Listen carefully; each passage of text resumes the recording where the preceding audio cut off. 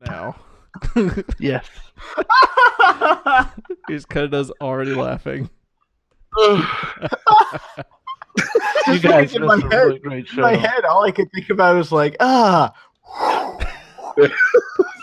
life. oh. All right. Welcome to Game That. Cumbleweeds. Let's do it. Tumbleweed. Have we ever gotten an episode title before we started streaming? Because I think we just did. Yeah.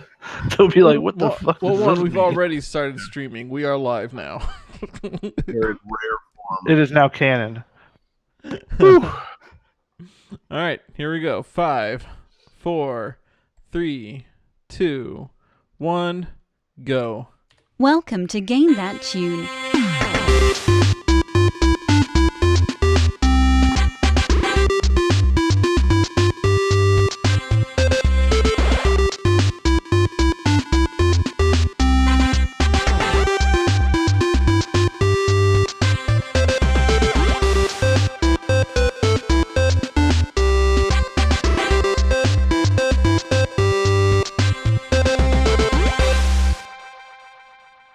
Oh, yeah. What's going on, everybody? It's Game That Tune back in the house once again.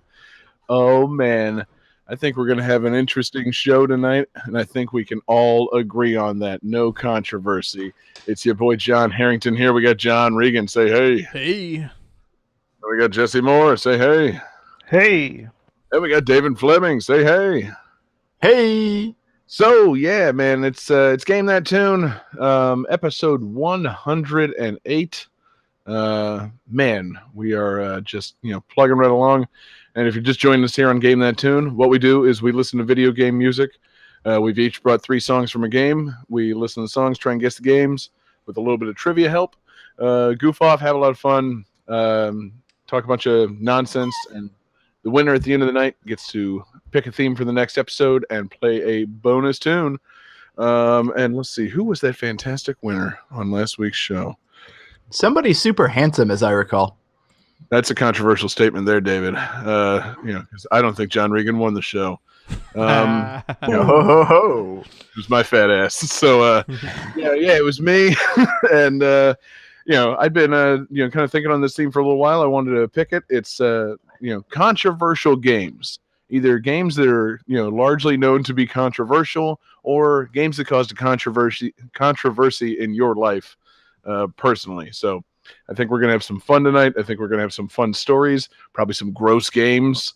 And, I'm excited to get into it. So unless we got something else, guys, I think it's time to just get right to it. What do you think? All right, yeah. I think we should go for it. 1. We all agree.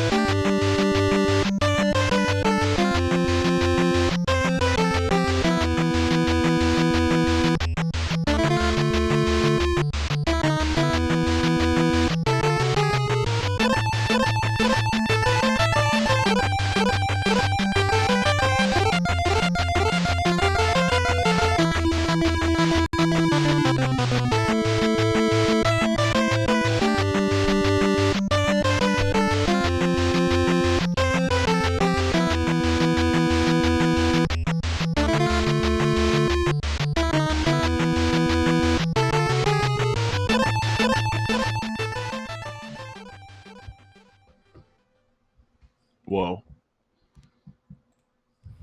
Okay, let's see here. There were 2 opponents that were removed from the NES port of this game. Pizza Pasta and Kid Quick. It's unknown why they were removed. Controversy.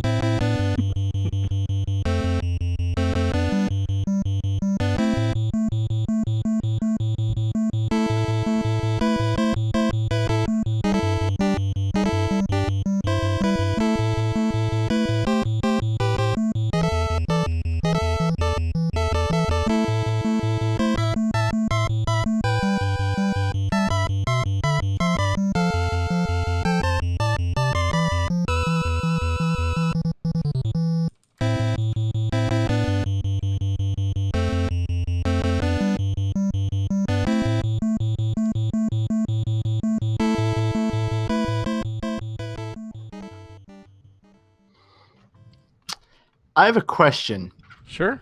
because your trivia makes it seem like the game is the arcade version, but the Ooh. music sounds distinctly like the NES version. It is Ooh. the. Which version did you choose? I chose the NES version. Okay. Come on, it's Johnny, man. Well, it could also be. Okay. Already getting into the controversy, just wading right into it. I swear, if you. Okay. He didn't do anything, David. Yeah, I didn't do anything crazy. You all say Mike Tyson's Punch Out, and you're all wrong. This is just Punch Out. No, it's Mike Tyson's Punch Out.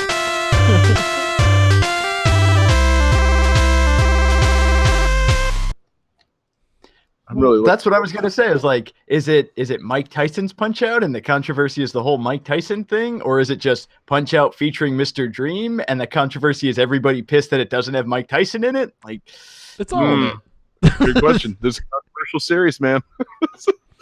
You know, at the time, I'm really looking forward to editing this because, Johnny, I think you got so excited with your joke just then that you said something to the effect of Mike Tyson's Punch Out, and I really want to hear it again. I don't think you said the name right. Oops. just say I heard that too. So, yeah, this is Anyway. Mike Tyson's Punch Out for the NES. And it's a game that, like, I don't think any of us remember it being particularly controversial, but I think nowadays it kind of is, because, like, all your opponents are kind of racist a bit. They're all definitely stereotypes. Like, you have the Russian guy who, in the US, NES game, his name was changed to Soda Popinski, but he was originally, I think, Vodka Drunkinsky. No, vodka. Kitsky. Yeah, Vodka Drunkinsky. Not that controversial. It's, what was that, John? See, It's Russia, motherfucker. Like, they're vodka drinking drunks. What's so controversial about that? See, I thought you were going to go with the controversy about this game that they were going to make a sequel, but then decided not to and removed Mike Tyson from subsequent ports because of the rape trial. Yeah, that's Yeah. what I thought you were going with. we can go. There's a number of reasons that this game is controversial over the years, including Mike Tyson, convicted rapist. There's also some controversial memes on the internet involving this game. Yes. Yes. There is, I believe a certain someone stole someone else's bike. Man, Internet 1.0 was a weird time. Let's see. Other ways it's controversial. I mean, seriously, what's controversial about all these racial stereotypes, John? The Frenchman is weak and can be knocked out easily. Yeah. What's controversial about that? That's really not great. The German man wears brown pants and has a mustache. I don't see any controversy there. Von Kaiser might be the least controversial character in the history of all media. I don't think That's you're right, but I That's don't perfect know. for a sound clip of some sort. Hot take. Yeah, it's a Von Kaiser hot take. Let's see. Let's just go through the whole game. Let's just break down all the ways that's offensive and racist. What is racist about Piston Honda? Doesn't he come out I flashing love, a camera? If I remember that right. I Or love Piston Honda's like in between match things. Like one of his quotes, he literally just rambles off Japanese words like Mount Fuji, kamikaze. Nipponichi. Yeah. Okay, so maybe a little bit racist there. Like they didn't bother writing any dialogue for him. They just had him spouting Japanese phrases. Also, mild controversy. Nintendo, for some reason, dumbasses, had to rename him for the Punch-Out for Wii. Like, they decided they didn't want to call him Piston Honda anymore for fear of upsetting Honda motor cars. Like, so they changed him to Piston Hondo, which, isn't Honda a common enough Japanese name? Like, I don't know. E-Honda. Is it? exactly. I don't know.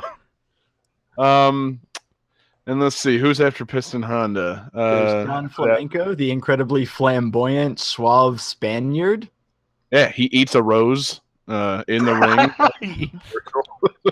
He dances out there, and that rose just sucks right into his mouth.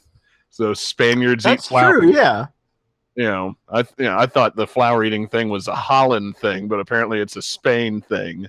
Bald Bull, the incredibly angry Turkish man. Yes, Turkish people famously fiery tempers and famously bald. King Hippo, he's fat. Oh yeah, nothing racist about like obesity epidemics in the South Pacific. Yeah, guys from mysterious South Pacific islands of indeterminate origin. Nope, nothing racist there. Or racist about punching a fat guy so hard that he can't get up. So is he possibly Samoan, maybe, or? Well, his coloring's all wrong. Oh yeah, that's what he is. Is he kind of pale? Man, if they made a new Punch Out or like a Punch Out movie and they got The Rock to play King Hippo, like just as a surprise, that'd be the best thing that ever happened. Like, preferably in like a giant prosthetic fat suit. That's what I'm saying. Everybody thinks they know what's coming, like, and then it's it's like, man, that guy looks like The Rock, and then he rips off the fat suit and reveals that he's actually The Rock, and it's a really difficult fight. Like, that would be. He comes in like a giant robe and looks all fat, and he takes off the robe, and the robe is just extra padded. Yeah. Oh shit! King Hippo's been P90Xing or some shit. He's jacked now. Oh, how could we forget? Great Tiger from India practicing magic. Yep. And sorcery. Nothing racist about that. He's got a magic turban that lets him teleport around the stage. And a tiger rug in his corner. Yes. That's fine. And if maybe if he would have spoken out loud, we could have gotten like some of that Simpsons side controversy. Like if they made Great Tiger and he sounded like Apu, then you got yourself a problem. But as it stands, I mean, we all know that people from India can teleport. It's not racist. I would like to officially petition to title the episode "The Problem with Great Tiger." That's a very good idea. Thank you, David. Yeah. And then Super Macho Man. What's the problem there? He bounces his boobies around before the fight. He's it's just like a California bodybuilding guy. Like, I see no problem with that. That's America through and through, baby. It sets Mr. unrealistic. It sets unrealistic standards for male beauty, John. It set for me from a young age unrealistic standards of what I can do by flexing my pectoral muscles. I can never bounce them boobies just like Super Macho Man. I always wanted to. I gotta hit the gym. And what's wrong with Mr. Sandman? Nothing. It's just a dude from Philly. He's gonna beat the shit out of you. Like, is it that Sandman? Wait, what? He comes down to the ring smoking a cigarette, and then he smashes a beer can into his head, and then he fights you. Is that Sandman? Man, I hope so. You said Philly, and isn't that where ECW came out? Oh shit, is it? I was wondering what wrestler we were referring to. I'm like, that sounds badass. I hope there's a wrestler that's just like Mr. Sandman. I don't know, man. I don't see a problem here. Till you get to that Mike Tyson, man. There's your real problem. Like, there's a game starring Mike Tyson. I don't know how has Mike Tyson gotten a pass. Like, he kind of has. He's been in movies and like stuff. A comedic movie star now, instead of being like a complete social pariah. Like, doesn't he have a cartoon on Adult Swim? He does. He does. Yeah. I think so, yeah. But and he's got those great appearances in the Hangover movies. Everybody fucking loves him. Yeah, and on Adult Swim, like, honestly, I feel like anyone can get a show on Adult Swim. Like, you just have to throw them an idea, and they'll do it. Like, so that's more on Adult Swim. Adult Swim. Dude, yeah, that's the thing. I think we need to work on the Game That Tune for Adult Swim. That can we get the show down to like 15 minutes a week? No problem. No, see, David can draw it. New Patreon goal: Game That Tune animated on Adult Swim. Dude, going on Adult Swim standard of animation, we could probably fucking do that. Oh my god. Yeah, it'd be like all you have to do is pledge $5, and we can probably make that happen. Exactly, the 12-ounce mouse version of Game That Tune, just fucking notebook paper drawings of all of us listening to video game music. Sold. Home movies, but with our audio. Yes. We really get after that Adult Swim crowd, that Rick and Morty audience, that Mike Tyson cartoon watching audience, which apparently is a thing. I don't know, man. No, maybe it's just because this game came out when we were so young that we didn't recognize everything as being offensive. But like, I don't know. Some of this stuff is terribly offensive. So, other parts of it, it's just like, well, isn't Japan just kind of weird like that? Like, It's like there's you're not wrong, but there's a fine line between like tongue-in-cheek stereotype and racist caricature, and Punch-Out kind of bounces back and forth. yes, they do quite frequently and repeatedly. So I still love it. It's a fairly fun game to bust out every now and then. But It's yeah. like it's Oh no, brilliant. it's one of the best NES games made. It's, yeah, absolutely. It's a total blast. it's brilliant because it's really a puzzle game disguised as a sports game, Yes. and like like I don't know if any other games have really done that. They're like you don't have many games that look like a sports game, but you're really just solving a puzzle. You know what I mean? Like it's kind of cool. I guess if there were that, you would play a lot more sports games. Yes. It suddenly just occurred to me we should probably let Johnny talk about the game he picked because he's barely said a word. No. Come on, man. David, when do I ever really talk about the game that I pick? You guys usually have way more. Yeah, but you've things. actually played Punch-Out. I was gonna say, yeah, that's the real question. Has Johnny played Punch-Out? Yeah. Like, let's be. Have I beaten it? Okay, good. Fuck no. That game is hard as balls. Yeah. Yeah. So Johnny, what's your favorite memory of Punch-Out, man? Did you ever beat it? No, I've never beaten it. Gotcha. My favorite memory of Punch-Out is losing to the second or third fighter all the time, always. Like I'm really bad at it. Couldn't handle the Kaiser? No. I don't know, That's man. awesome. I was really proud of myself for getting past Glass Joe, or Glass Jaw. What's that first guy's name? The Frenchman. Glass Yeah. Joe. Okay, I was right. And Philip. in our chat, it's mentioning that people speedrun it blindfolded, which makes you feel even more terrible about never getting past like the second guy. Like, Wow. oh, Jesus. Yeah, so maybe they shouldn't make sports games into puzzle games because, you're not really there.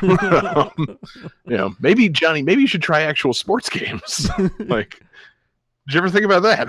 Every time I've played Madden with friends, I actually do tend to win a lot, and I think it's because I really don't understand what I'm doing, and so they pick the right defensive positions or whatever they are. I really don't know any of this, and I just go, and I feel like that somehow I'm breaking the rules in some way. Like I'm breaking not the rules, but like the social rules. Like there's things you're not supposed to do in a football game, and I do them because I have no idea what the fuck I'm doing. Just keep throwing the Hail Mary and like running deep posts and go for fourth down constantly. Yeah, NFL Blitz, dog hook is the best play.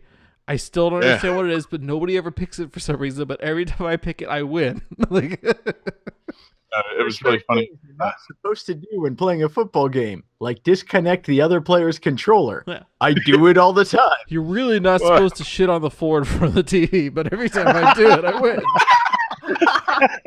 What? The sports though, man. So who knows? I just act oblivious to the whole thing. Is that not the Statue of Liberty play? Yeah.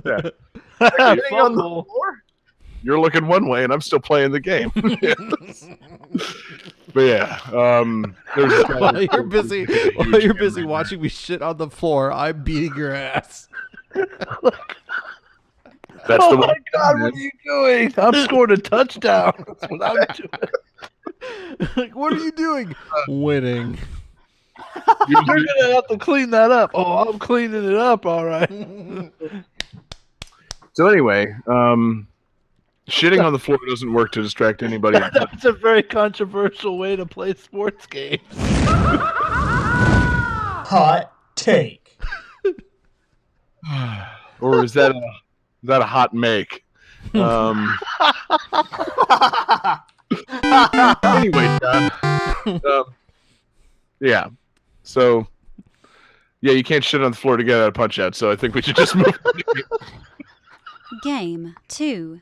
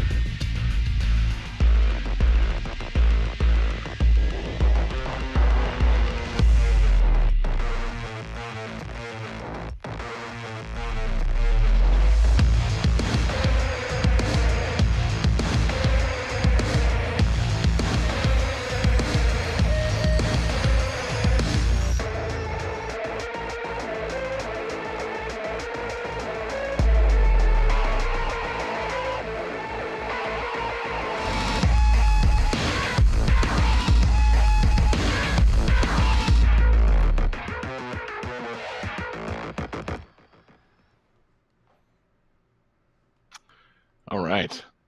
So the game's subtitle is a reference to an 1883 poem written by Emma Lazarus. The poem was written to raise money for the construction of the pedestal of the Statue of Liberty.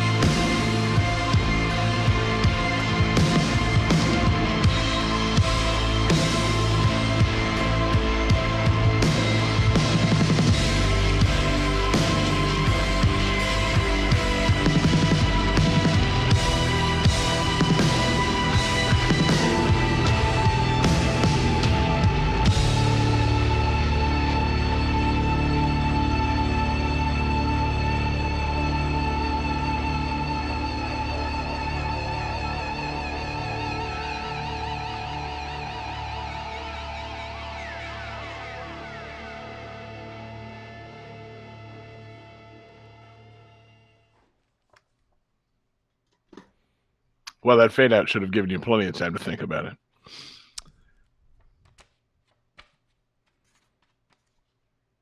So, You ready for nobody's some talking. answers? All right. Showing answers. Let's see. Johnny says Wolfenstein 2. David and Jesse say Wolfenstein 2, the new Colossus, man. It's a hat trick.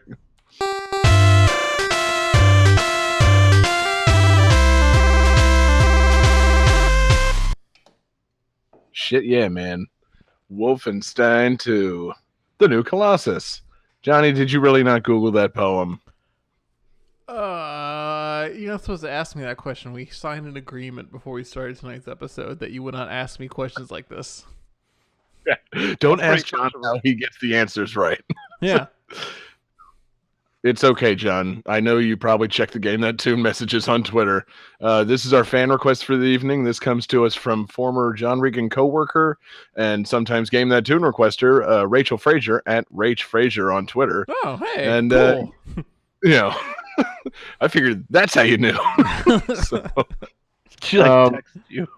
yeah, exactly. Johnny, it's Rachel. We haven't talked in a while, but I'm requesting Wolfenstein 2. Hope you're well. Bye. I would kill for interactions like that with people I used to work with. But, yeah, so I'm betting that none of us have yet played Wolfenstein 2, except Johnny 10,000 PlayStation 4's Regan. Mm-hmm. I can't wait for the Switch port. I really want to play this game. Yeah. I'm super excited for it. I'm so excited that it's coming out for Switch. I'm really glad that companies are jumping on board with that.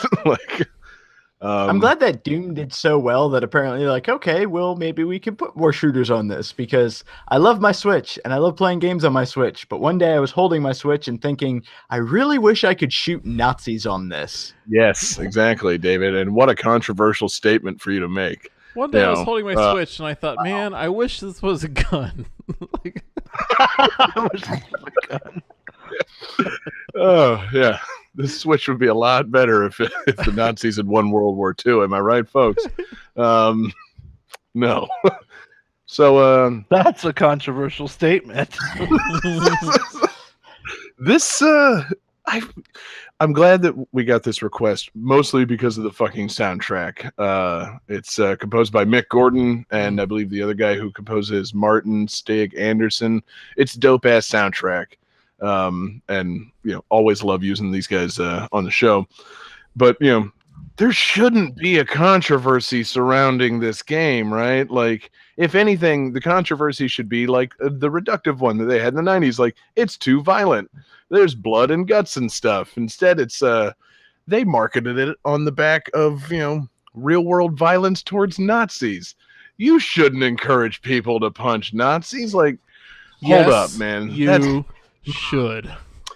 Difficult controversy to swallow. I love I forget who, but somebody was interviewing either the director or the producer, somebody involved with the game. They're like, do you feel bad about, or are you hesitant about marketing this game, getting into like these political issues and all that? It's like, no, I don't feel bad. The game is about killing Nazis. You should kill Nazis. Period. Yeah. This is not controversial. Exactly. It's really not. I believe the controversy comes from a disingenuous internet-based and ridiculous source. I don't think there's anybody out there that's actually offended by this. I mean, seriously, it's just Wolfenstein. Real Nazis are, but that's the problem, is that they're real Nazis. I have no, I am not upset by real Nazis being offended by anything I do. You know what I mean? Like, fuck them.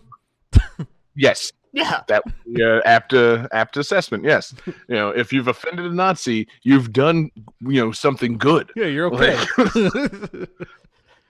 Unless you're like just telling really bad jokes or something, the Nazi's like, well, man, come on. Like, yeah, that ain't cool. But no, if a Nazi's offended by violent imagery towards Nazis, yeah, sorry, man, that's the world that we've lived in for. Hold on, when was World War II over? 73 years ago? Have you not, consumed media in the last 73 years? Killing Nazis is good for business, man. I was amazed, like, oh, I don't know, this game's kind of got a bit of a controversy and all that. It's about shooting Nazis. That's what first-person shooters have been about since we've had first-person shooters. Yeah. Every Wolfenstein has been about that. Like, they've had Wolfenstein since the early 90s. Right. And so that's all been killing Nazis. And I mean, and like Dave was saying, like, Wolfenstein literally invented the first person shooter. Like, yeah. It's pretty OG. So there really shouldn't be a controversy around this. Wasn't like the first boss of Castle Wolfenstein Mecha Hitler that you had to blow up? Like, yeah, maybe. Yeah. I mean, and I don't know. Like, there's some things in video games that make me feel bad, but you know what never makes me feel bad? Killing Hitler. That's fine. Yeah. That's great. Yeah. I was gonna. This one could even be controversial because instead of like robot Hitler, it's got actual Hitler. Like, it's got a really nicely, HD, rendition of Hitler. Like, it's an alternate timeline where Nazis won and took over America. So like Hitler's still there. That could be controversial to some. People don't really want to see, actual Hitler. Robot Hitler is, fun and folksy, and you kill him and it's great. But like Hitler being alive. That's okay, so that would be Hitler being robot alive. Hitler is one thing, but Hitler, that's a big line. Hitler being the alive. man. Hitler the robot. Hitler being Hitler alive, the not great. robot.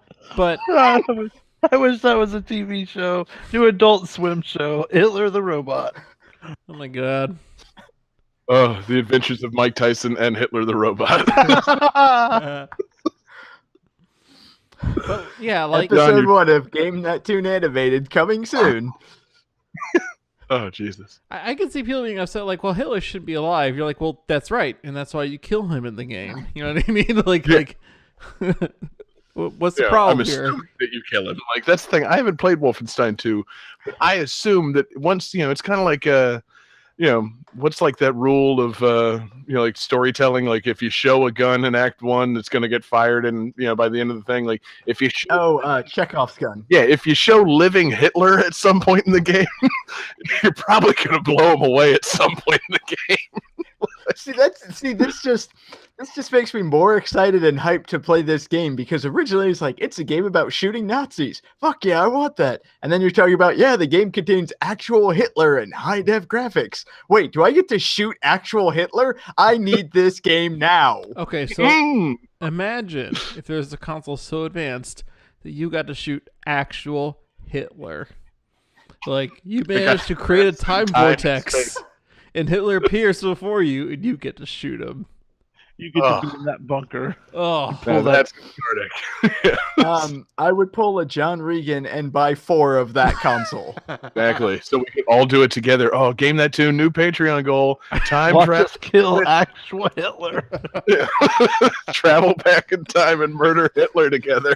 Oh my god. Welcome to Game That Tune, live streaming on Saturday. Today we're live streaming the murder of Hitler. So we're live streaming our time travel adventure to kill Hitler. Honestly, I cannot think of a better bachelor party idea.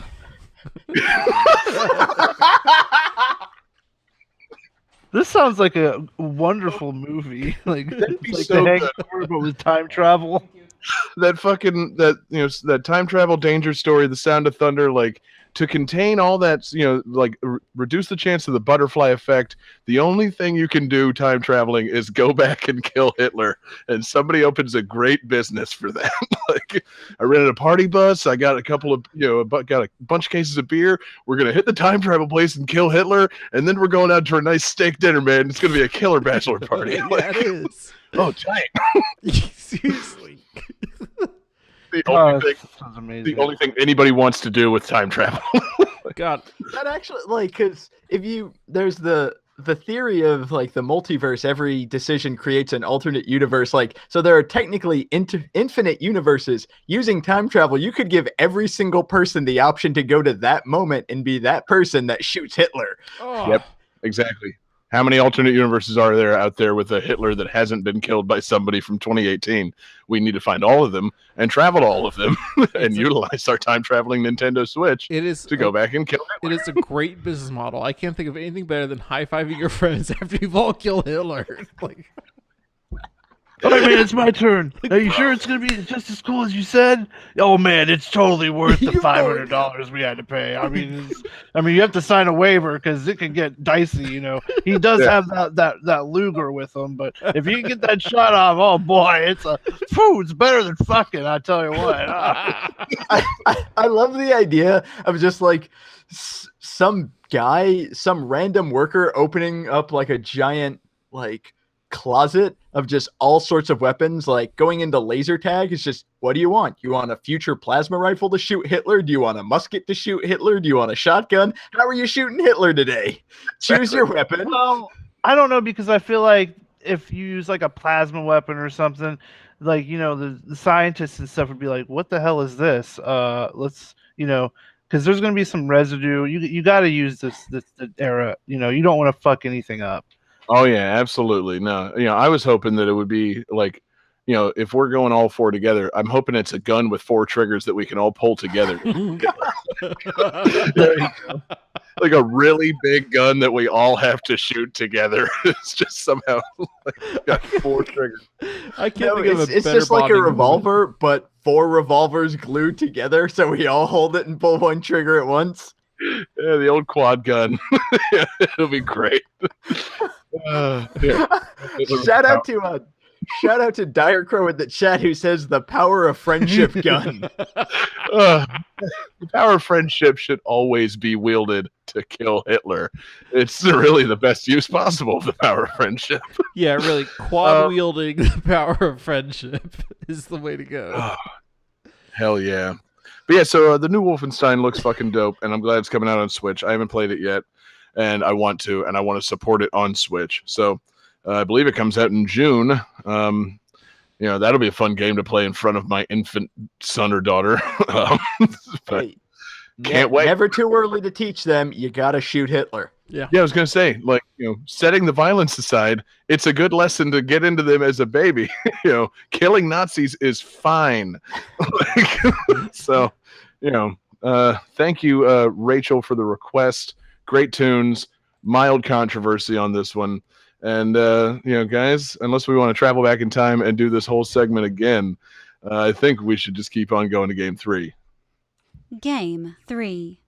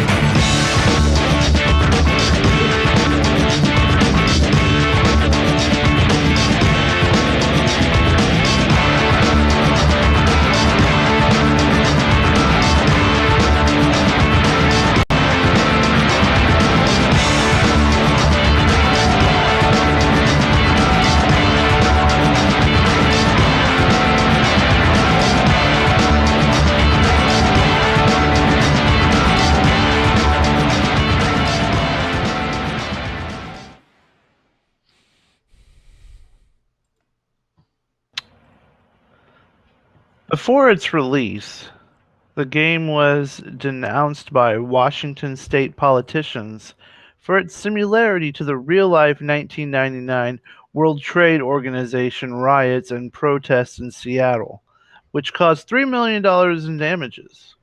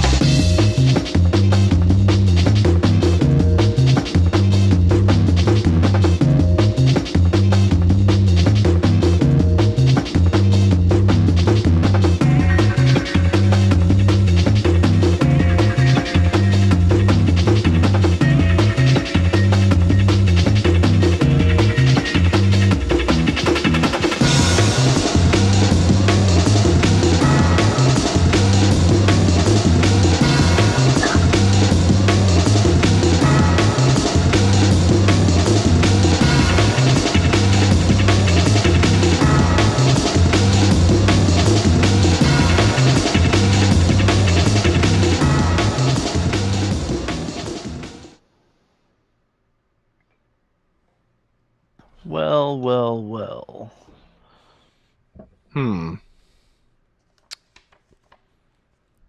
I know this one because Got I was any just answers? on this Wikipedia article today.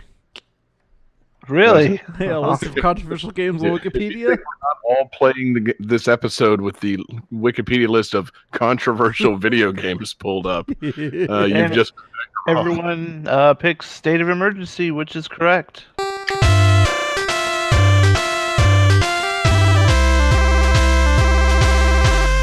Everyone control F to Seattle. no. In fairness, I at least scrolled down past 1999 and started at least reading the entries, and it's like, oh, there it is. That was easy. So See, yeah, thanks Wikipedia. I actually remember hearing about this game, and I remember the controversy. And so when the trivia was there, I was like, wait, riots in Seattle. Why does that sound familiar? There was a game about that. And it's like, oh, yeah, this one. That's what this was about. So yeah, man, I've passed by that game so many times and never played it. So what's the deal with State of Emergency, Jesse? Well, I was pretty excited about this game. It was on the heels of Grand Theft Auto 3, I believe. So I was really excited about Rockstar games, and this was a Rockstar game. I remember pre-ordering it, remember getting home and playing it, and then just being kind of like, so that's what this game is. And like, I remember reading about it and being really excited for some reason. Like, you get to riot, and like, it's basically a beat 'em up where you can beat everybody up, like even civilians and stuff. So you just go around like punching cops and breaking like windows and causing destruction. And every now and then you like fight bosses and stuff, and it gets really, really repetitive. And there's only 4 like levels that you can play on, and there's like a whole bunch of missions, so like you go back to the same levels and stuff. So like, I mean, if like someone just handed you a controller and you played it for 10 minutes, you'd be like, oh, this is kind of fun, but it's not a game you'd want to invest money in, I don't think. Right. So the controversy is that it's a Rockstar game, and the usual early 2000s Rockstar violence controversy, or pretty much it was. This game is about causing riots, and we just had some real life riots in Seattle, and we don't want to have video games that do that. Oh please. Without researching it at all, I'm sure all those people had plenty of good reasons to cause that riot. And now here's the part where I've edited myself in after learning about the Seattle World Trade Organization riots. I'm very sorry to the people of Seattle. And, no, I don't know anything about that controversy. But what's controversial to me is that the game would suck. It's one thing to make a controversial game and have it be a really good, fun game. It's another thing to make a controversial game and have it just suck ass. I'm looking at you, Manhunt 2. What's your problem? Yeah. Like, so better or worse than Manhunt 2? How many testicles do you cut off in this game? I only played Manhunt 1, so. Oof, you got off light, man. Yeah. Manhunt, gross. Oh, really? Yeah, it was disgusting. And not very much fun either.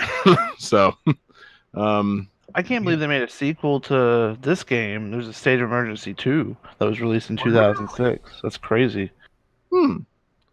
Wow, and looking at the cover, there's nothing offensive about that game.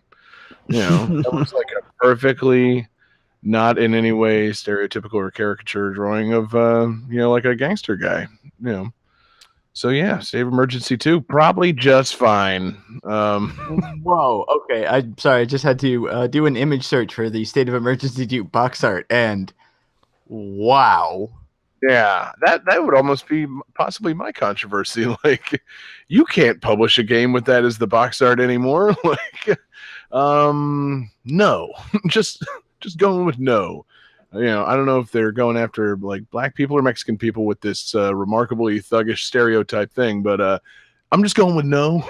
Like, just can't do that anymore. I don't know what else to say. The do-rag covers his eyes. He looks so angry. All those tattoos on his stomach and the gun. It's it's mid-2000s, all right. Jesus Christ. Remember when? Remember when gamers reviews? This is peak like edgy equals cool. This is Shadow the Hedgehog, but as State of Emergency 2. Right. Yeah. See, Shadow gets off easy because he's a hedgehog. This is a caricature of a person, and therefore it's offensive. Shadow is offensive on a whole different level. Like, that's just like disrespectful. Yes, exactly. Disrespectful to like all of existence. It's Waluigi-esque. Just don't. But no, State of Emergency appears to be offensive in that just trying to be really edgy and offensive kind of way. And so I bet you it fails at that, and at being a decent game worth playing. I'm glad that Rockstar eventually got their act together and made some games that were edgy and controversial, but also very fun to play. Like, I love Grand Theft Auto 5, but really didn't need to have that whole scene where you're torturing somebody. That was kind of over the top, but that game's really fucking great. So I pushed through it. I don't think there's anything worth pushing through in State of Emergency. Jesus. Oh no. Not at all. Yeah, so I don't know, man. What else? Anything else on like State of Emergency or the offensiveness of like Rockstar games in general? I mean, the Rockstar games always are pushing the envelope. I mean, even from the hot coffee thing, that was dumb. Oh yeah, man. Oh yeah. I'm holding out hope that David picked hot coffee. Just that part, just the music that plays during hot coffee. Is there music? I don't think there is. It's just bad sex audio. I don't think there is any music. Because the video is just unsettling. Oh, dude, it's not something you'd want. Sexy sex of all time. Like, yeah, Rockstar really like to try and push these things, but yeah, like, man, I'm glad they thought better of that and attempted to patch hot coffee out of Grand Theft Auto San Andreas, because it's like, this could ruin us. Like, this is a really bad idea, isn't it? Like, This just is yeah, it's it not is. good in Better any way, than not. is it? Which one of the games has the hooker that says your pre-cum tastes so good? That would be, I believe, Grand Theft Auto 5. Okay, cool. I can't remember who said it, but they're like, if you ever see a parent attempting to buy Grand Theft Auto 5, pull out your phone, find that video, and play it for them, and send them home. Like, no parent should be buying Grand Theft Auto 5 for a child if they can find a hooker and have her talk about pre-cum tasting delicious. Bad idea. I'm trying to think, and I was a little disappointed in myself. I was looking back through that controversial games list, and I got to Bully. I'm like, damn it, I should have picked Bully. I fucking love that game. Like, that one was a pretty lame ass controversy, because it's like, Rockstar's encouraging bullying and, Columbine and school shootings. It's like, no. This isn't a fucking, there's no guns in this game. There's barely even a bullying element to the game. It's just a guy at a fucking boarding school getting in fistfights and being a kid. It's actually a really fun fucking game. So wasn't there also like a thing where, I guess, can you kiss another boy? And people were can you kiss a boy in that game? They don't Everybody want flip their shit. somebody flipped their shit. I think that comes from the same disingenuous group as the anti-Nazi punching people. It's like, I'm so offended that you can kiss a boy. Don't play the game then. Big fucking deal. Hey, Like, hey, listen, guys. I have a great bachelor party idea. You all go out and kiss a boy together. Oh my god! I'm down. Which boy? Hitler. I'm hoping you. Yeah, I just Hitler. I have two questions. Which boy and where do you kiss him? Yeah, jeez, John. You're really. Hot take. That was a question, not a hot Like, is it take. like Chris Pratt or like Chris Evans, someone like that, or like you? He has to be named Chris, obviously. Exactly. Chris Pine, Chris Evans, Chris Pratt, Any of them. Chris Cross, Sure. Chris Gaines, Yeah. Chris Columbus, Chris Doring. Chris Jericho. Oh yeah. Wait, Johnny, Chris- I just need to know if you would kiss any of these men. Was Chris Gaines the alter ego of that one country star? Brooks, yeah. It's like, wait a minute. Yes, him. Chris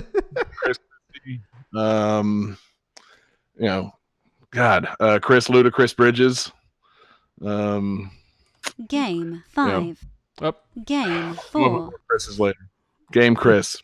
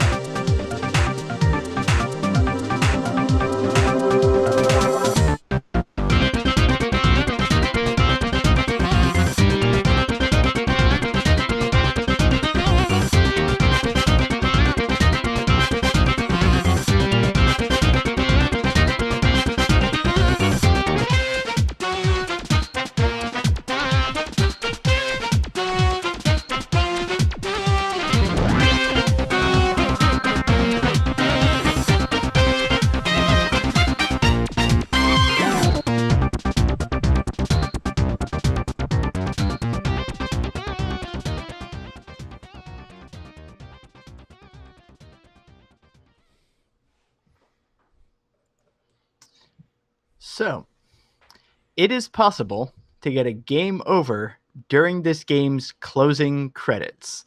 Finishing the game under certain conditions will grant a flying power-up that you can collect. If you collect it and continue flying, it's possible to get enough height to bypass the top boundary of the screen, thus resulting in a game over.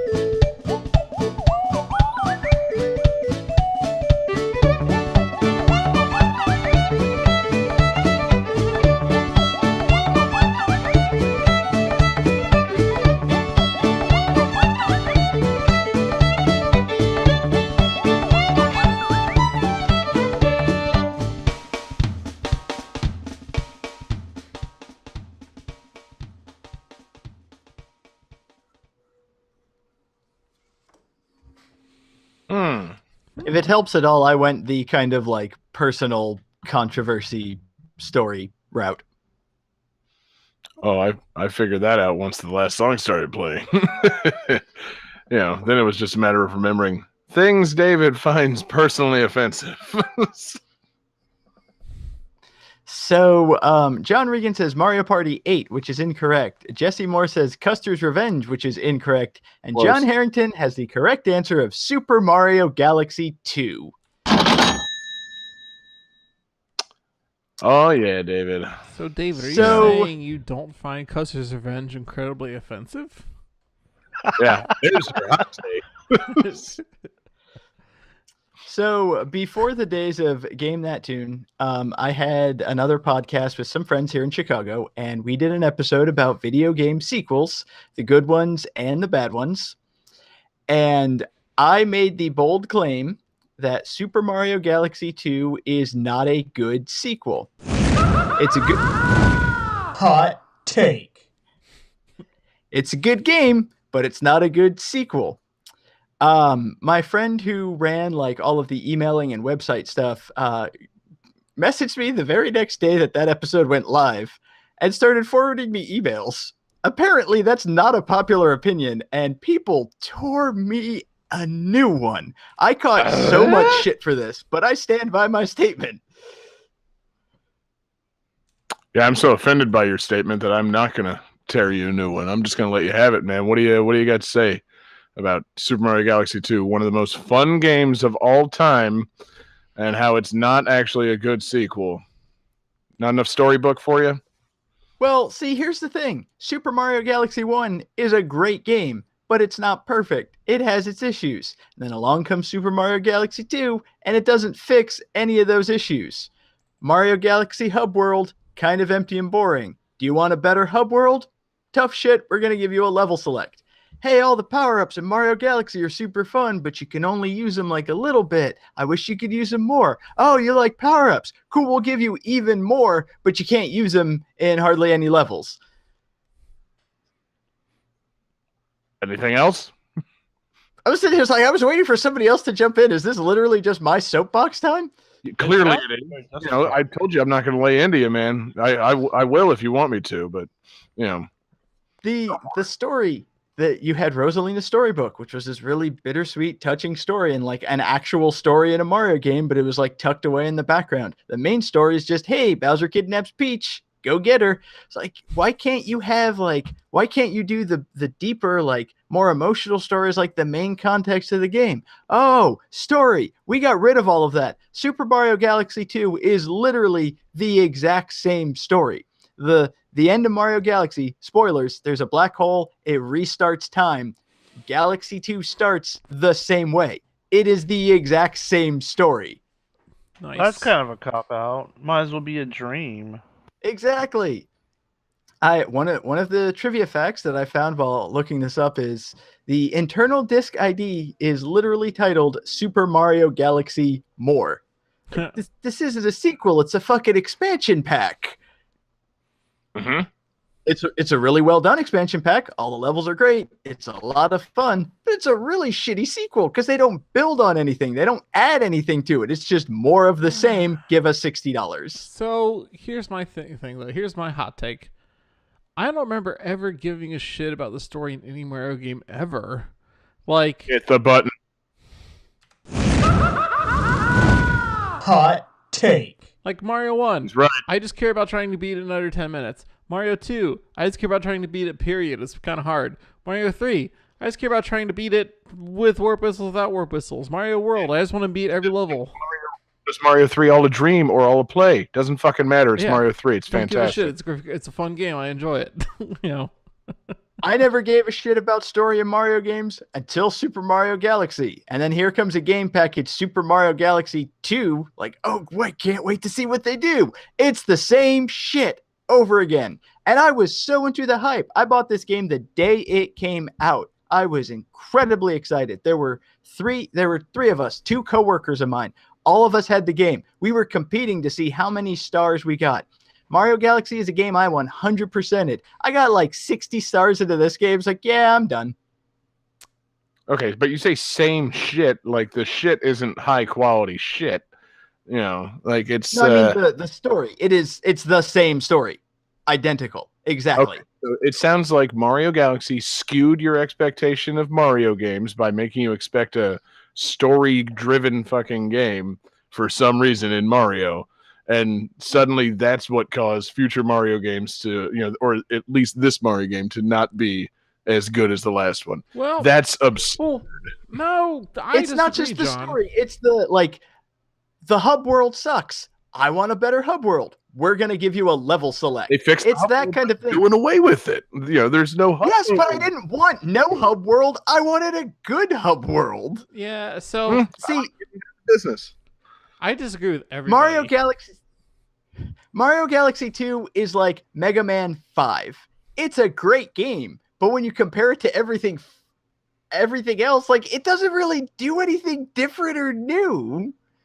So I disagree with John. I think David is not off base because like Super Mario Galaxy came out with kind of a new take on how to do a Mario game by having like some story-driven parts to it. And then when they come out with the sequel to it and it's, you know, but there's nothing new, you know, and the previous game introduced new concepts, like that's totally understandable. You were like, okay, yeah, this last game brought in some new shit, but in the next new game didn't bring in new shit. That's kind of shitty. You know what I mean? Like, yeah. So I understand that. However, David, like, fuck hub worlds. Who gives a fuck about hub worlds? like I do. And Super Mario Galaxy didn't introduce a new story-driven way of telling Mario, like fucking Mario games. Super Mario Galaxy was a bunch of fun levels, and you occasionally unlocked a storybook page, and you could go, you know, read the fucking story if you wanted to. That game tells no story. So to be angry at the sequel for not telling more of the story, that's ridiculous. They got rid of the fucking story. What's the problem? It's a fun game. I'm not saying that Mario Galaxy was this huge, epic, story-driven quest. I'm saying that there was a story element to it. It was in the background. I wish that was the foreground because Bowser kidnapped the princess, go get her. I've seen that. I want to see something different. Mario Galaxy hinted at that. Mario Galaxy 2 is maybe going to go that. Oh, no, it's the same Bowser kidnapped the princess, go get her. All over again. You know what happened when they tried to, diverge from that? You got Super Mario Sunshine, and everybody hated that. So, Well, you know what you also get? You also get Super Mario RPG, which is amazing. Amazing. Yep. So amazing. It's not necessarily a right or wrong answer on like should the plot be. Are you saying that there are adjacent games to the Mario main series that have stories and great elements to them, and maybe the core Mario platforming games don't need a driving story? Is that what you're saying, John? Well, okay, so one, I don't quite understand what you're saying, because as far as I'm concerned, Super Mario RPG is a main series game. All right. What about like the Mario and Luigi games, or like the Paper Mario games? All main series. All fun. So to counter your point, John, and to go along with your point, are you saying that you never want anything in a Mario game to expand, or you don't want to add anything new? You never want a story added in? You never want a new hub world? You just want better levels in every game, and that's it? I mean, if I have to stand on that soapbox, yeah, I think that'd be the preferable thing. Super Mario, Odyssey didn't have a fucking like awesome hub world. You just went from world to world, and it was a blast. You had a lot of fun, and it told the story through playing the game. You had to chase down the wedding planning rabbits and steal and try and stop them from getting the items. Yes, and I liked that. I enjoyed that. I enjoyed having slightly more story in the Mario game. Mario Galaxy 2 didn't fucking do that. Yeah, but neither did Galaxy. That's what I'm saying. They just fucking put a story there for you to read. Yes, it had more story. It was in the background. I wanted that background element in the foreground, like it is in Odyssey. Go back and play Super Mario Galaxy 2 and read some fan fiction while you do it. Oh, yeah. Yeah, but why do I have to go out of my way to find something that was already in the game before this that the sequel isn't fucking doing? I'm not saying Mario Galaxy 2 is a bad game. It's a great game. It just doesn't compare to the first one. It's not as good. And apparently that's a controversial statement because many people told me I was a fucking idiot who had my head up my ass and didn't know what I was talking about. I do think David hit the nail on the fucking head for controversy in this episode. He brought it. Fucking both games will, my hot take is, seriously, Mario games don't need much of a story, or if they do, I like it incorporated into the gameplay. That's, that's the long and short of it. I don't know why. Galaxy 2 didn't do that. It pissed me off. Yeah, but Galaxy did either. You should remake Galaxy 2 with Mario Maker and add all the story bits you want. And every time you finish a level, Rosalina should come down and tell you some tragic backstory. And then, you'll be happy. It'll be great. I don't think Mario games necessarily need a lot of story, but I do understand David's frustration at getting a game with some story thrown in and then getting the next game with it's like nothing new, like that's kind of, that is a little bit shitty. Maybe if they called it a different game title, maybe if they named it Super Mario Galaxian, that would be fine. I mean, so you don't literally have the same my whole original point was this game is a level expansion. To the point where that's what it was when they were developing it. And then they named it a sequel. And I thought that was a bad thing to do. And then everybody told me I was full of shit. Hence the controversy and why I chose this game. Well, I don't like dredging up controversies from your past podcast life. But, everybody that emailed you, they might have been overreacting a little bit, but they weren't far off base. It's a good level expansion, and you're odd to want some kind of crazy story added into the game. They told the story they wanted to tell. They clearly weren't planning on telling any more of it because they had all these extra levels left over. What's the problem? Fine. Let's not focus on the story. Let's focus on the power-ups. Instead of adding more levels where you get to use fun and creative power-ups like the bee mushroom and the boo mushroom, they just gave you more power-ups and less levels to use them in. You had an awesome flying power-up in Mario Galaxy that was only in the hub world. Why can't I use this in the fucking actual game? Oh, no, you can be a rock instead. What? Oh, the rock was dope, for the record. Rolling around like a rock, like a fucking Goron was pretty fun. And you can't use a flying power-up in Super Mario Galaxy. It would literally break the game. Unless they made levels specifically for it, like they made levels specifically for riding on a manta ray and being blown away in a bubble and holding on to giant daffodils and shit. Yeah. That's the thing. That's what they did with Mario Galaxy 2. They made a bunch of levels with new power-ups and new mechanics, and it was fun.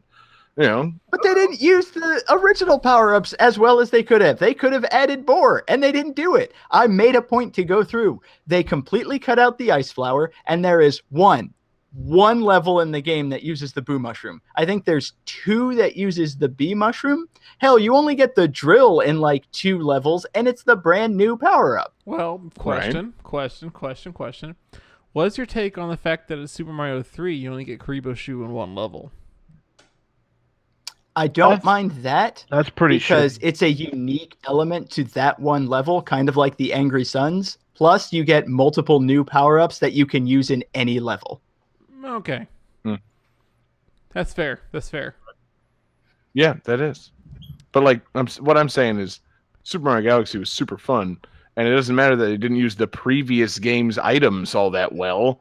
They introduced some new stuff. They tried out some, they had different levels to, play around in.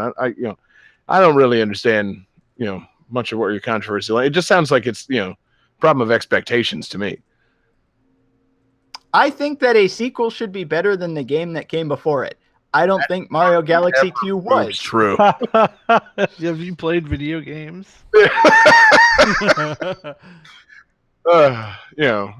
Especially sequels in the same console generation. Like sequels across, sequels in general, they do improve mechanically over their predecessors. But like, no, they're not usually, any better or better games. I mean, I'm trying to think of like any sequels where I'm like, oh yeah, that's the one that, just like fucking took it to the top. I guess you would say Super Mario Brothers 3. Was Mario 3 better than Mario 1? Was Mario World better than Mario 3? Hey, was Mario 64 better than Mario World? Hold on. You're talking about fucking console generations now. Of course they're better because Super Mario. Okay, compare 3 to 2 or 1. Example. Yeah, I just fucking copped to that, genius. Is Donkey Kong Country 3 better than Donkey Kong Country 1? God, no. No. Is Donkey Kong Country 2 better than 1? Questionable. Yes. Easily. I'd say yes. Mega Man 2. Way better than 1. Like tons. Really, Mega Man 2 really is just a level expansion of Mega Man 1. I do No, think because they gave you new power-ups. Man. Well, then Mega Man 3, because then you can charge your Buster and slide. Bingo. Mega Man 3 is the best. I don't want this episode of Game That Tune to be the episode that destroys the show. I think that David has some pretty good points. I think they should have renamed Mario Galaxy 2 to something else. To Street Fighter 2. Because in Mario 2 is a completely different game than Mario 1. Mario 3 is a completely different game than Mario 2. So like you have Super Mario Galaxy 2 and then the same game, but it's called Super Mario Galaxy. Or I'm sorry, I said that backwards. Super Mario Galaxy, and then you have the same game called Galaxy 2. Like that's kind of lame. That's a little bit lame. I mean, Super Mario World 2 is a completely different game from Super Mario World 1. So they have a established history of their sequels being wildly different than their predecessor games. Established history of having their sequels be unrelated games to the original games. Game 5. But bingo. I mean, my main point was I have an opinion about this game that is controversial. I have been called out on it. It is a controversial game on a personal level, and I believe I recall you when you gave this theme saying we could go either direction, and you wanted to hear some personal controversy stories. So this is mine. It's good. Yeah, no, you didn't have to explain that again. That's totally what this episode is. Hey, remember when Johnny shit on the floor? Those were the days. Hey, remember What was that, time? like 5 episodes ago? Remember that time that John said, I don't want any Japanese games on the show, but then he picked Mother 3 where you have to apply a fan-made English translation to the game to play it. Like, speaking of controversies. Wow. Oh my god, Whoa, John, yes, that's awesome. Damn it, I was going to mention when he peed in a bottle. Oh my god, I hope he comes back. Game 5. Okay, Oh, good, yeah, he's coming back. Oh no, it's Bradford. Oh no, it's not. John, that was the best. Yeah. All right, so Are we going on? What? Game 5. yeah, help me out. Whose game do I still need to play? Is it you, John? Me. Okay.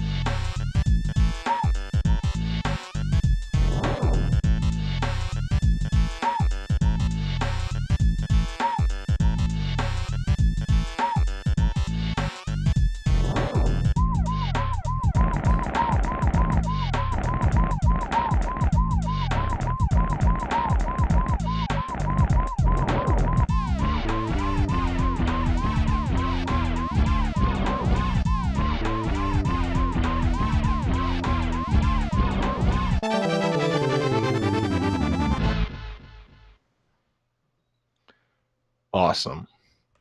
So this game originally went by the title Brute Force when it was first pitched, and it was focused on human characters in a modern city environment.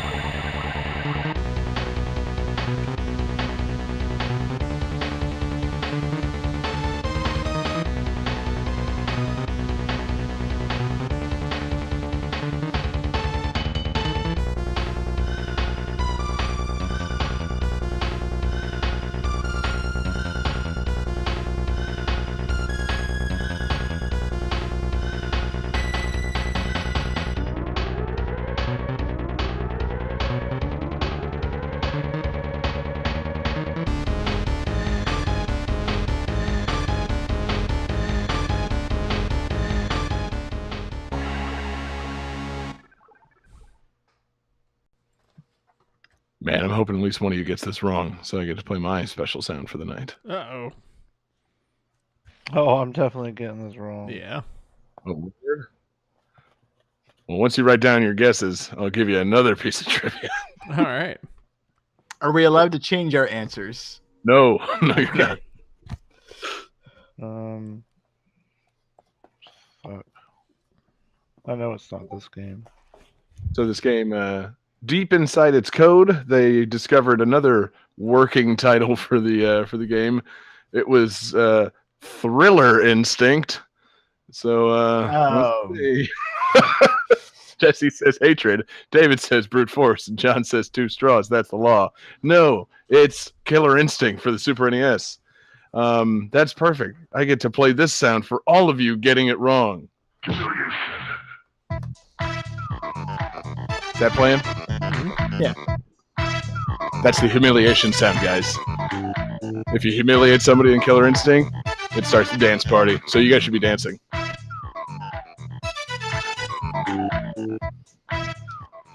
Yeah, you guys all have to dance because you could not identify Killer Instinct. Man, what a game. Did you guys play this back in the day? I played the one on N64 more. Old. That one's pretty good. I had this one briefly. So, I don't think this game was actually all that controversial. Like, seriously, Killer Instinct's pretty goddamn tame, right? Like, yeah, I don't remember the controversy. Blood in this, is there? There's maybe some blood. Like, I think like Glacius drips, like ice liquid, and the raptor fucking has some like purple blood come out of him. But like, no, it's a pretty bloodless, goreless fighting game. But man, for some reason, and I was trying to think of why, I almost wanted to go talk to my mom about this. She fucking latched onto this game. She did not want this in the house. We had it, and I think I was trying to rack my brain on why she didn't like it, and I think it literally was because of the word killer. I mean, it was 1995, so 10-year-old me shouldn't have been playing a game with the word killer in the title. That's, she didn't see what the game was, so, without knowing, she just ripped it out of the Super Nintendo and like took it away. Not realizing that, like, you don't really kill anybody in this game. It's not, and Killer Instinct's kind of a phrase anyway. Like, he's got that killer instinct.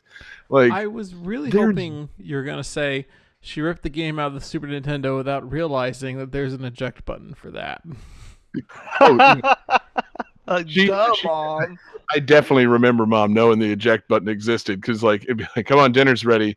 And it's like, no, I just got to finish up this level. It's like, oh, no, you don't. Kapow! And just like shot the game out of the Super Nintendo. She was a pretty hip mom. She knew about the eject button. But yeah, would you say she's a killer? She was a pretty killer mom.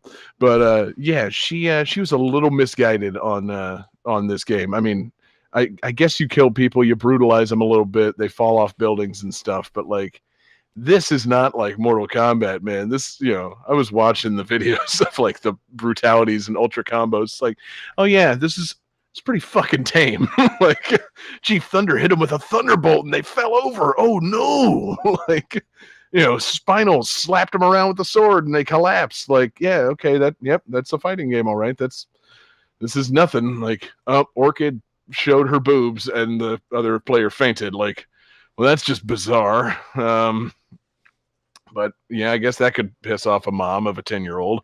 Like, I really, my mom, she tended to latch on some things. She had some, she had like a tendency to declare things satanic. She's not a religious nut, but like, she would bust out, the phrase satanic as, to really drive home when she didn't like something. So, this and Mortal Kombat, satanic. The internet, satanic. Stewie from Family Guy, satanic. I mean, that's fair. Yeah, is she wrong? Yeah. Have you been on the internet? Oh, and in her never-ending quest to keep our poor virgin eyes and ears away from things, she locked MTV out of our cable service for like 5 years. When we first moved to St. Augustine, we had all the channels except MTV. She locked it out. So, you know what we did? We went next door and hung out with other people. Like, it was, we just didn't spend much time at home after that. It was complicated. That was yeah, man, Killer. That was my great life lesson. Like, if I were to ever have kids and there's something I don't want them to be doing, I would just have to ask, like, okay, well, do they have friends? Yeah. Well, then they're going to do it anyways. Like, Yeah, like, it wasn't a very hard like workaround to watch MTV. I had next door neighbors who had kids the same age as me, so I'm gonna go over there where their parents don't care if they watch the Real World Road Rules Challenge, and I'm gonna watch the Real World Road Rules Challenge. Mom, deal with it. Um, yeah, but yeah. So Do we have the I mean- deal with it sound? I was about to say, I saw No. Johnny look, and I was really hoping he was going to pull the deal with it I sound. don't have that I loaded think up I- already. wait, deal with it. There it is. That's 10-year-old me to my mother. Fuck you, mom. Deal with it.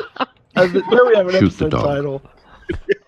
So, after you tell your mom, fuck you, is that technically a hot take? Or. No, Hot take. Shoot the dog.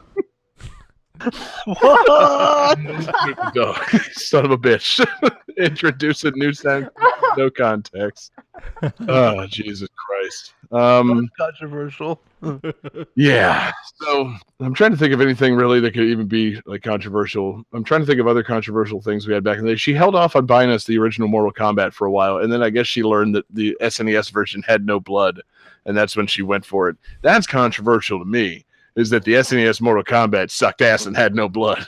Like, Sweat. What, you don't enjoy punching the sweat out of people? oh man, or fucking Liu Kang's fatality of just like gently stick his foot in someone's chest and they die. Yeah. Foot fucks somebody's rib cage and they go "Ugh," and just fall over.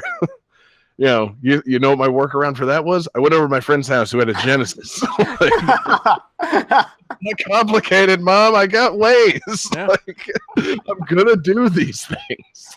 Punch in that code, Abacab. Boom, you're done. Yeah, done deal.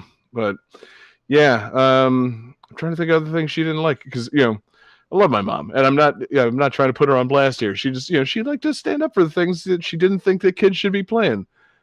She didn't give a fuck about GoldenEye because she loved James Bond so much. It's like, well, That's it's awesome. James Bond. He's Yeah. killing bad people. He's cool. It's like, no, Mom, I'm sorry, I'm not playing a Sean Connery Bond. Get that shit out of my house. Like, oh, it's based on GoldenEye. It's not Goldfinger. Get the fuck out. There's your controversy. The dude from Mrs. Doubtfire. Ugh. That was a movie on regular rotation. No controversy there. It eventually got me ready for my parents getting a divorce. Thanks, Mrs. Doubtfire. You're a great movie. This game doesn't Not let you scarring play. weird at all. This game doesn't let you play as George I wish you Lazenby. still Get had it out of my that house. hello sound. David, it's so funny that you should mention that. I'm just not up on my soundboard right now, but it never dies. Oh shit. Yeah, I'm trying to think of any other like controversial SNES games. I really think it was Mortal Kombat and then Killer Instinct, and the Killer Instinct thing was just a misunderstanding. I think it also had to do with me and my brother getting in like literal fist fights over it. That might have been one of the reasons. Like, two young boys, 10 and 12 playing with each other, and then like, it's like a best 2 out of 3, and then like I punch my brother in the fucking stomach, like, That'll get him. or he like just collapses the bunk beds down on top of me or something. Like we just fucking destroyed each other. Like we got God, serious. haven't you shitting on the floor? Wait, what? Haven't you heard him just shitting on the floor? Yeah, well, I wasn't gonna fall for that trick. We've all played Killer Instinct, bro. Once he starts shitting on the floor, he's about to unleash the ultra combo. So you gotta really pay attention. My brother's his actual classic move in playing Super NES games was to just fucking stand up and cut a big fart right in your face. That was a fantastic distraction move. Like, we had some fun at my house. No, you had some fun at your neighbor's house. Oh yeah, no, with the we had Genesis. fun at my house until my mom was like, "Okay, you guys are having too much farting and beating each other's ass fun. I'm taking the game away. You're gonna have to go next door and fart on their kids." Like, so it was man, what a time to be alive, man. The 90s. Just hanging out, playing nonviolent video games and beating each other up and farting on people. It was good times, man. It was kids times. But yeah, anybody got memories of Killer Instinct? Favorite character, anything like that? I barely Spinal's played my this favorite. one. Spinal's dope. John, what's your favorite character? Iceman. Name one. well done. Ice, not Ice Man. David, what about you? I would have to say Riptor. Riptor was dope. He was a dinosaur that fought people. I liked Saberwolf as well, but Yeah, I think Spinal was also my favorite. That fucking ultra combo where he starts slapping you around with the sword and then shooting fireballs out of his shield and shit. Oh, and actually, the other great trivia from this game, TJ Combo. Do you know what his original name was in development? Oh, what was Mike it? Tyson. John Combo? Theodore Combo. No, it was Mr. Fist. Nice. That's way better. Yeah. And they decided That sexual. They decided to change that because they thought it was too corny. I'm like, dude, Mr. Fist is fucking awesome. TJ Combo's cool, and he's stood the test of time clearly, but Mr. Fist would have been transcendent. So anyway, Killer Instinct was dope. My mom was misguided when we were kids, but I love her to death. And unless there's some other fresh controversy in this episode, Johnny, I think it's time to go to the calculating computer. All right, let's go to the calculating computer.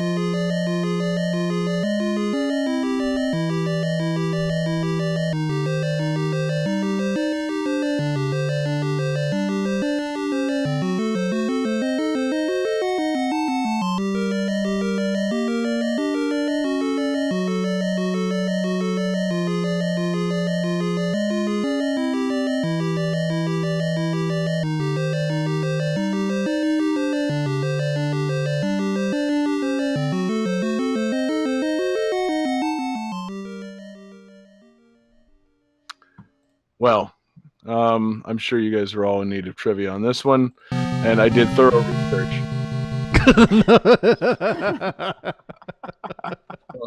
Don't step on my bit, bro. So I actually have 5 pieces of trivia for this game. Oh, thank God. The wiki for this game gave 5 very, very great pieces of trivia. Trivia number 1. It is possible, although quite difficult, to make it through the game up to the final boss without a sword. Once the boss is reached, the player must have a sword to damage him. Trivia 2. The last dungeon is over half the size of the entire overworld. Trivia 3. This is one of the only games where the main character can only reach a maximum of 16 hearts. Trivia 4. Most of this game's cartridges are gold, but there are very rare late releases of the game that are a standard gray. And Trivia 5, this was the most essential trivia. The title theme of this game was remixed in Hyrule Warriors. Oh!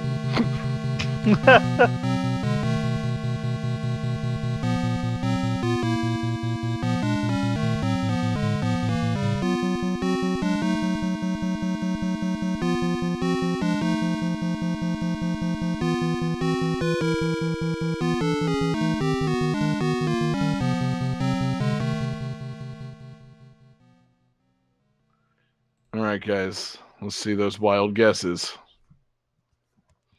Oh man, so we've got Legend of Zelda, and the Legend of Zelda. It's a Hyrule hat trick.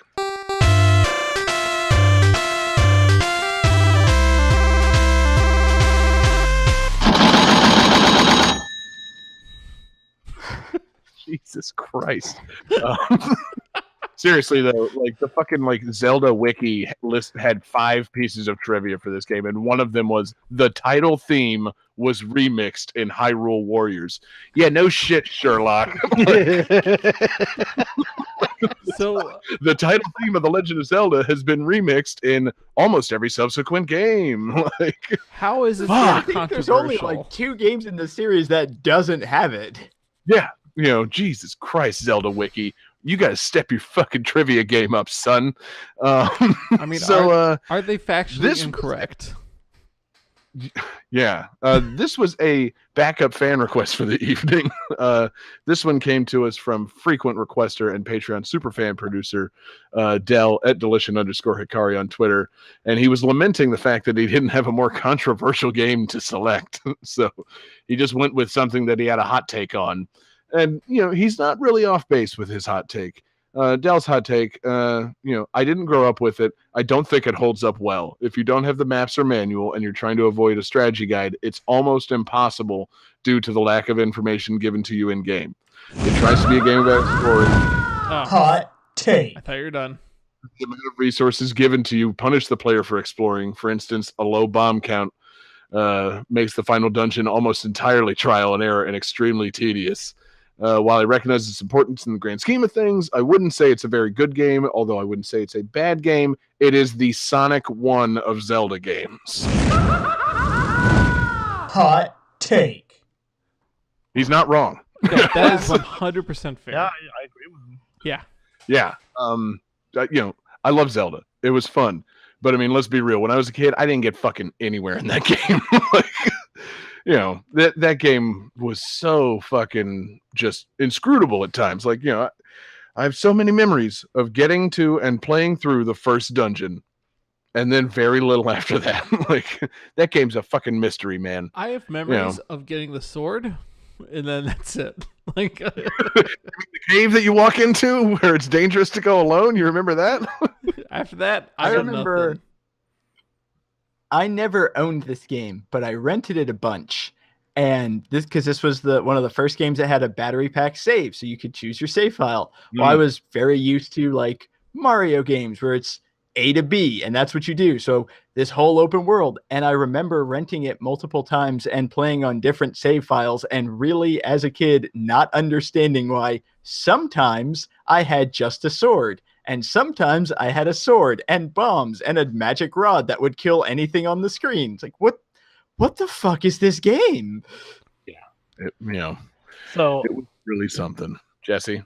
when I had a similar battery pack situation, except my game never saved. So I'd be like when I first played it, I was like, I can save my progress. This is amazing. So I just happily saved. I think I got to the second dungeon, so I thought that was great. Go back the next day, put it in, it's gone. I'm like, what? Am I not saving right? You gotta hold reset and press start or at the same time, and it never worked. So like I could never, I guess, beat it because back then it would take me a long time to beat games like that. Shit. I remember. I think the furthest I got, I remember getting the second sword. I remember getting that one and like going to the graveyard dungeon and stuff like that. I remember that and the Lost Woods, but I didn't get much further than that. That was always my main thing. I remember finding the wrong dungeons by accident. It's like, oh shit, you found the graveyard dungeon. You shouldn't be here. Like, you shouldn't be here at all. And then if you really want to have a joy, if you put your name in as Zelda, then you get to play a version of Legend of Zelda where all the dungeons are like mashed up in different places. Oh yeah, Forgot about second quest. definitely never did that. Because I never got through the first quest. But yeah, no, I don't think it's actually a terribly hot take to say that the original Zelda is a little dated and doesn't hold up particularly well. Like, seriously, all that game needs is like a signpost every now and then that you could read that says, go this way. Like, that would really go a long fucking way to like telling you how to get through that game. The only thing that can make it more dated is if they had a copy protection system where you had to look up like, the 5th page of the manual, go to the second paragraph and grab the third word kind of thing. That's the only thing that can make it more dated.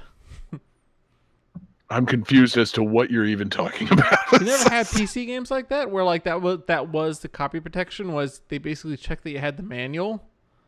Oh, Yeah. gotcha. Yeah, nobody had the fucking manual for this. Nobody had the map. Nobody after the original run of the game had any of that information. So it left me playing the game and begging my mother to make a long distance toll call to fucking Redmond, Washington to get that Nintendo helpline help. Fucking Well, that, and I remember reading that this game was apparently plagued with mistranslations. So, like, the hints offered in-game don't really help you. Like, there's Right. the moblin that you have to give the giant meat to, and he doesn't say, "I'm hungry." He just says, "grumble," and you're just supposed to know. And I like big meat. I remember His tummy's grumbling. Jeez, guys. For big meat. one of the tips that you can get says, I'm trying to remember. It says something like 10th enemy has the bomb, and it relates to some gimmick in the programming where every 10 enemies will drop like a random item, but if you stab them a certain way, they'll always give you a bomb. Like there's a way to game the system so you can always get a bomb from an enemy. I would have loved to have. Wow. But it doesn't explain it like at all. It just says, Dodongo dislikes smoke. Yeah. Well, that was useful because then you just had to think of how to smoke him out. Was it the candle? Was it the bomb? Was it the bong? It's the bomb, baby. Yeah. No, the game's a fucking ordeal. Glad it existed. Glad it set the glad it laid a framework that was immediately thrown out for the bizarre and not as good as the original Zelda 2: The Adventure of Link. No, I'm kidding. We're not going back to that hot take. Zelda 2, I think technically is a better game, but it's got the same kind of issues. Like it's just kind of inscrutable and difficult, and the save system doesn't work particularly well, so the RPG elements didn't work. But Zelda 2 has the makings of a very fun game, but they just didn't execute it particularly well. And yeah, then they got it right. Link's Awakening, fucking Link to the Past. Ooh, after that it was just smooth sailing. But it's good that Zelda survived the NES era because fucking A, man. Like this, that and Metroid, really, they were fucking baffling ordeals of games that are dated and not particularly fun to revisit. So there it is, a 6th set of hot takes for the evening. John. Yes. Thank you. Hot take. So anyway, I think it's now time to actually start the calculated computer. Yes. Unless we have a 7th game. No. Where did Jesus, no. I swear to God, I just had the calculating computer loaded and I don't know where it went. You had the calculated computer loaded, but you had bonus games, so you were forced to play the last game. Yeah, I'm not sure what just happened. Okay, here we go. Nope, not that. Calculating computer activated. Beeps, As John's trivia said, a diddling scandal. boops. Scoring complete. This game's winner is...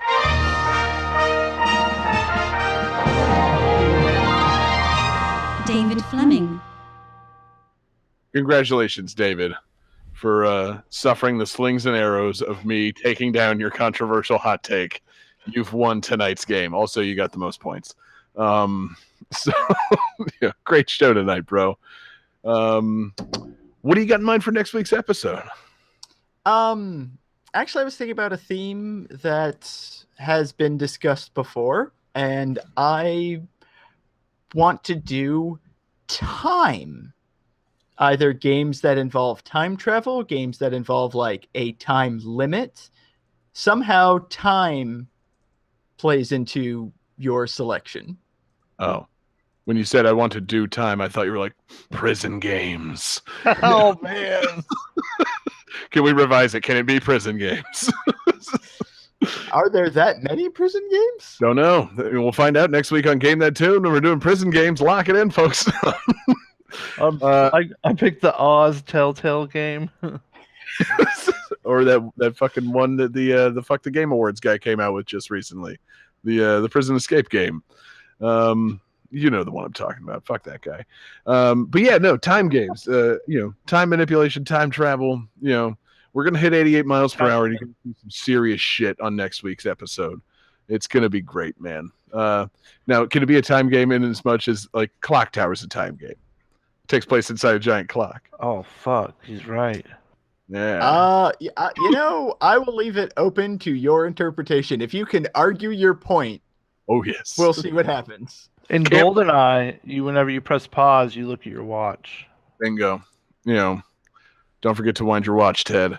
And we'll see you on next week's episode with Time Games. So thanks to everybody that was watching along live with us tonight. Hell of a show. A lot of fun chatter in the chat room. We're live every Wednesday night. Twitch.tv/GameThatTune, Facebook.com/GameThatTune, and YouTube.com/GameThatTune. And we've got a simulcast of our audio going into our Discord channel. John, you want to talk about the Discord for a quick sec? Yeah, the Discord's a lot of fun. If you go there and join the audio channel, you can hear the show quicker than it gets to YouTube, Facebook, etc. And also the comments from YouTube, Facebook, Twitch, etc. all come into Discord way faster than you'll ever see them on the video stream. So you are like on top of the real-time shit when you're on the Discord. It's a lot of fun. We have a lot of fun emotes. Yeah. You can upload GIFs and have them appear on stream. It's pretty cool. It's pretty cool. Yep. So come find us on Discord. Yes, we'd be happy to chat with you. If you go and thanks to everybody who listens to podcast form. Podcasts come out every Wednesday morning. Check out iTunes or GameThatTune.com or any place where you get your podcasts. We'll be there, and we're having a blast. Thanks to our Patreon patrons. You should check out patreon.com/GameThatTune. We've got a ton of fun exclusives. We've got more coming every month. We just did a new episode of Game That Tune Gems for the month of April, where we look back at video games and their music from 30, 20, and 10 years ago, and even some of the new releases this past month. So if it came out in April of 88, 98, 2008, or 2018, we probably talked about it briefly. So, go check that out. Throw us a couple of bucks. We'd love the help. Special thanks to our Patreon superfan tier producers, Alex Messenger and Lance Revere. You guys are dope. Thank you for everything you do for the show. Thank you for our request tonight. Dell got us his for because he's a Patreon fucking like preferred requester or something. But our other requester sent hers to us through Twitter. You can find us on Twitter at GameThatTune or send us an email, gamethattune@gmail.com. And Johnny's telling me not to forget to mention that the Discord link is on gamethattune.com. Johnny, would you like to say that? Yeah, I meant to say that in earlier, a way and I forgot. forgot. And added to the audio like a minute ago. Yeah, so go ahead and add this in, or edit this back before. If you go to gamethattune.com, you can find links to our Discord on there. We have them along the top and along the side. Just look for Discord. Hell yeah. And yeah, so you can find us on Twitter and slide it in those DMs with requests. We are at GameThatTune, and you can find us individually on Twitter. I'm there at JGangsta187. You can find John Regan at JP Regan JR. Yep, you can find Jesse Moore on Twitter at Sega_legend. And you can find David Fleming, this week's winner, Defender of the Indefensible, on Twitter at DFD Fleming. That's what the D stand for, Defender of the Indefensible Fleming. So, David, what do you got for bonus tunes tonight, man? What are we going out with? The bonus music is possibly the best song on the Mario Galaxy 2 soundtrack. It is the Throwback Galaxy theme. Oh, okay. Peace out, y'all.